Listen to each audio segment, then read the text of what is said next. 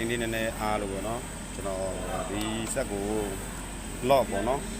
60ဒီ68ကိုကျွန်တော် lock လေးခက်ပြမယ်ဖြစ်ပါတယ်တည့်ရလူရောကြော်တော့နော်မတည့်ရလူရောတစ်ချက်ကြည့်နေနော်ဆက်တော့ဒီကျွန်မတို့မှာဒါတော့ Jet A4B ဖြစ်ပါတယ်ဒီလိုစပြီးတုံးကြည့်လိုက်တော့ဒီမှာဆိုရင်ဒီ68ကိုကျွန်တော်တို့ဒါဒီ68ကိုတွားပြီးတော့ speed ကိုအတွင်း speed ကိုကျွန်တော်တင်မယ်ပေါ့နော် okay ဒါဆိုရင်အတွင်း speed ကို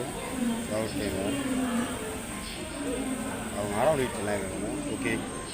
စင်ပြေရပါတော့အဲ့ကောင်ကိုကျွန်တော်68ကို lock ခတ်မှာနော် lock ခတ်မယ် lock ပါအဲ့ရှိကို lock ခတ်မှာပါတော့ဘယ်သွားမလဲဆို69သွားမယ်ပေါ့နော်69သွားမယ်ပြီးရင်တော့ထည့်ခြင်းနဲ့ lock ထည့်မယ်ပေါ့နော်ဆိုတော့2025ထည့်လိုက်ပြီပေါ့နော် okay ဒီစိတ်ပြသွားပြီပေါ့နော်စိတ်ပြသွားရင်ကျွန်တော်တို့ပိတ်ပြီးချက်ဆန်းကြည့်မယ်နော်ချက်ဆန်းကြည့်မယ်ဆိုတော့ပီလေးကိုဖိထား68ကိုပြန်သွားပြီးတော့အတွင်းက speed တင်ကြည့်မယ်ပေါ့နော် okay speed တင်ပြီးတော့ short ကြည့်လိုက်မယ်နော်3000ကျော် speed တက်မှာ password ပေါ်လာပါပြီဒီပိုင်းကျွန်တော်တို့ password လေးကိုကြိုက်ထည့်ကြည့်လိုက်မယ်နော်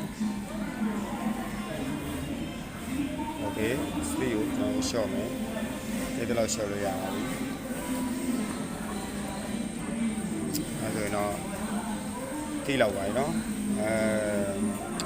ကျွန်တော် SP ကို okay ကျွန်တော် speed လောက်ထားလဲဆိုတော့ချက်ကြည့်မယ်နော်68မှာ3000ကျွန်တော် reset ချကြည့်မှာပေါ့နော် reset ချကြည့်မှာနော် reset ချကြည့်လိုက်ပါပြီ okay reset ချပြီးတော့ကျွန်တော် twin speed ကိုတစ်ချက်သွားကြည့်ပါပါ twin speed လောက်ရှိလဲပေါ့နော် reset မှာပြက်လာမပြက်လာပေါ့နော်တစ်ချက်ကြည့်မယ် twin speed မှာတော့လောက်ရှိတယ်3000ပါပဲ reset နဲ့တော့မရပါဘူး